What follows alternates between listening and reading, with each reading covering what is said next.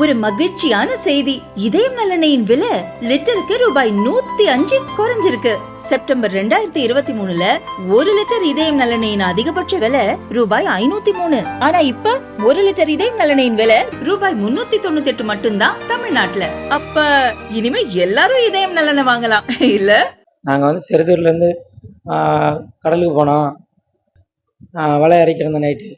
திடீர்னு சாப்பிட்டுட்டு படுத்து தூங்கியாச்சு. நாங்கள் அதுக்கப்புறம் திடீர்னு ஒரு சத்தம்னு பார்த்தோன்னாக்கா 2 போட்டு சைடில் பிடிச்சி பிடிக்காம சர மாதிரியே தாக்க ஆரம்பிச்சிட்டாங்க. ஒன்றுமே பண்ண முடியல, எங்களால் தடுக்க கூட முடியாத அளவுக்கு சர மாதிரியே தாக்க முடிச்சிட்டாங்க. அடிபட்டு அப்படியே கீழே விழுந்துட்டேன். நான் விழுந்துட்டேன்.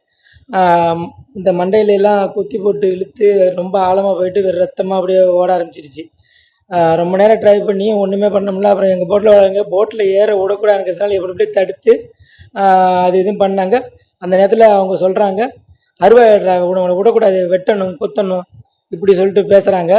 அதுக்கப்புறம் அப்புறமா எங்கள் போட்டில் ஏற விடாமல் நாங்கள் போட்டு வலை கவுத்தை வெட்டி விட்டுட்டு அப்படியே நாங்கள் தப்பிச்சு கொஞ்சம் போட்டு கூட்டமாக இருக்கிற இன்னும் கொஞ்சம் கூட்டமாக பக்கத்துலேயே போட்டு இருந்தாங்க, அவங்கக்கிட்ட வந்துட்டோம். எங்கள்கிட்ட இருந்து போனவங்க அக்கம் பக்கத்தில் இருக்கிற போட்டெல்லாம் பிடிச்சி அடிச்சிருக்காங்க. ஐஸ் பெட்டி, செல்லு, இன்ஜினு அது அவங்களையும் கத்தி எடுத்து வெட்டியிருக்காங்க, போயிருக்காங்க, எல்லா வேலையும் பண்ணியிருக்காங்க.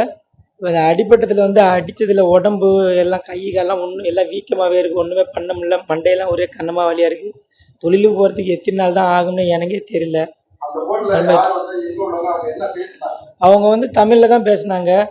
அவங்க எங்களை அடிக்கும்போது அவங்க இலங்கை கடல் கொள்ளையர்கள், ஸ்ரீலங்கா கடல் கொள்ளையர்கள் தான் அவங்க அடிக்கும்போது அவனை விடக்கூடாதுடா, அவனை வெட்டுறா, அருவாளையடுறா, அவனை வெட்டுறா, அவனை விடவே கூடாது, அவனை குத்தணும், அவனை எதுவும் பண்ண விட்டுரு, இங்கேருந்து போக விடக்கூடாது அப்படின்னு சொல்லிட்டு அவங்க இப்படி தமிழில் தான் பேசினாங்க.